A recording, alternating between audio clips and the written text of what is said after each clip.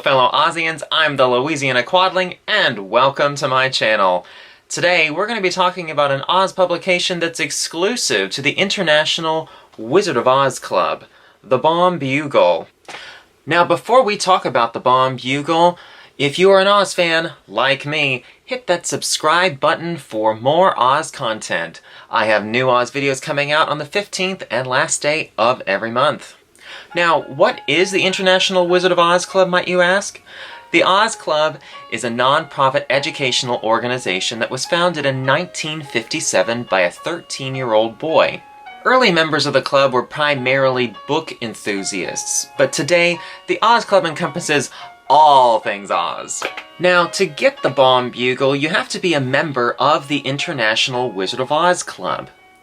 It's a $30 fee for adults to join the club. If you are a child, which according to the club is 17 and younger, it's a $15 fee. The Baum Bugle has been published since the club's beginning in 1957 and is published tri-annually, or 3 times a year, people, and encompasses a spring, fall, and winter issues. Now, what does the Bugle cover? The Bugle covers all aspects of Oz, whether we're talking about books, films, the Oz Club, Oz gatherings, you name it, it's in there. This particular issue was heavily delayed because of a virus, and the fact that we're getting it at all is nothing short of a miracle. Before the printed issues were mailed, for the first time ever, the Baum Bugle was sent to everyone via email as a PDF file. Now, I'm not going to go over everything that's in this whole issue. I'm just going to give you what my highlights were and what I really enjoyed out of this issue. So, let's get started. This issue is number 63, volume 3, and is the winter 2019 issue of the Baum Bugle.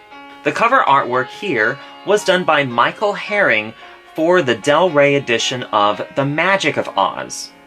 For those of you who don't know, L. Frank Baum, after the success of writing The Wizard of Oz, continued to write Oz books. He wrote 14 total, and The Magic of Oz is his 13th Oz book. On the back, we have a pen and ink drawing by Dick Martin for his cover of The Magic of Oz, which was published in 1960. The inside is a watercolor version of this same cover. It's really neat to see how these book covers were made back then. As you can see, the by L. Frank Baum and Riley and Lee were tacked on to the original sketch right there. Alrighty, so I really liked the cover story, which features this unpronounceable magic word from The Magic of Oz. The article is a fascinating look at magic words. It's written by Dennis Wilson Wise, and he has taken Baum's magic word and has compared it with what is considered to be, in literature, a real magic word. How does the word function compare to classic literary magic words, from fairy tales, folklore, to high fantasy novels like The Lord of the Rings? It's a really great article that gives a lot of interesting tidbits that I did not know. Like, that there's criteria for magic words? That's a thing? The other highlight I want to talk about is a short story. This is the first issue that has ever contained a short story in it. It's called The Believing Child, written by Zena Henderson. The story was originally published in the June 1970 edition of the Magazine of Fantasy and Science Fiction. This is the second time this story has been published, and it features, yet again, that magic word from The Magic of Oz. I don't want to give away what happens in the story, but the story does center around a little girl who believes that the magic word from The Magic of Oz is a real magic word. In the back of the issue, there are 2 articles about Oz gatherings that were scheduled to happen this year, and they have both been postponed due to, a certain virus. And, you know, people's safety really is our top priority, so I really don't have a problem with the fact that they were postponed. I completely get it. But because of this, you it's really made me appreciate that we have these gatherings every year.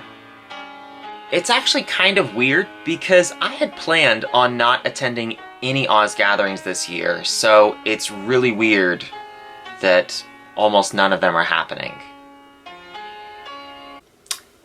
Am I psychic? Next year is definitely a different story. I definitely want to go to one of the Oz gatherings that's happening next year.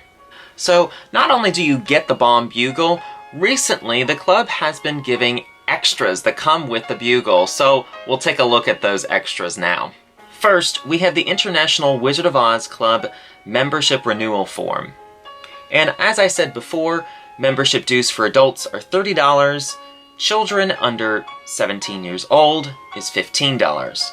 And there are higher levels of membership with other goodies that you can get, like first-class mailings of the Baum Bugle, the Oz Club calendar, and a hardcover issue of the club's other publication, Oziana.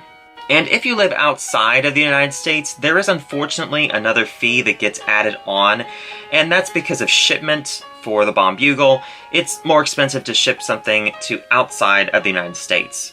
And if you don't have bank checks, you can always pay online at shop.ozclub.org. Next, we have the Oz Gazette, which is a really cute newspaper that I am so glad they brought back. The Oz Gazette is a children's newspaper that treats the Land of Oz as if it's a real place, and like I said, it's a lot of fun.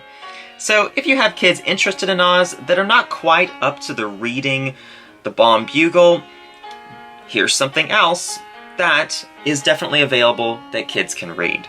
And this isn't the only children's media that's included with the extras. Next, we have Oz Live 2019, which gives a description of each of the Oz gatherings that happened during 2019. With this one, it shows the two club-run events, the National Convention, which was held here in Louisiana, and the Quadling Convention, which was held in Oklahoma. As far as the other conventions, we have OzCon International in California. The rest of it features all the festivals that happened in the United States.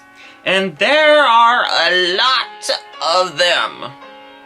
So if you're somebody that wants to go to an Oz convention, there's not a whole lot, at least where I live down south, but if you live in the Midwest, there's plenty to go to. And next we have Oz the National Convention 2020 registration form. If you were planning on attending the National Convention this year, don't worry, they have rescheduled it for next year in 2021. And for updates about the rescheduling, visit ozconvention.org. There'll be a link in the description below.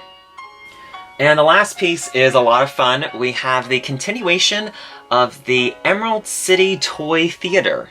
This is the third issue. We've got a backdrop of the Emerald City interior with this one, and a load of Oz characters. And yet again, if you have kids, you can color these, cut them out, heck, you can even laminate them to use over and over again. Lastly, I just want to give a shout out to the Baum Bugle editor, Sarah Krotzer, because since she's taken over the Bugle, it's been really great, and I can't wait to see where the Bugle goes from here. So that is at least a little bit of what you get from the Winter 2019 edition of the Baum Bugle. And if you liked that video, please give it a thumbs up, comment down below, and subscribe. New videos are posted every 2 weeks on the 15th and last day of each month. And if that doesn't satisfy your appetite for Oz, follow the link in the description to ozclub.org and join the International Wizard of Oz Club. Until next time, bye y'all.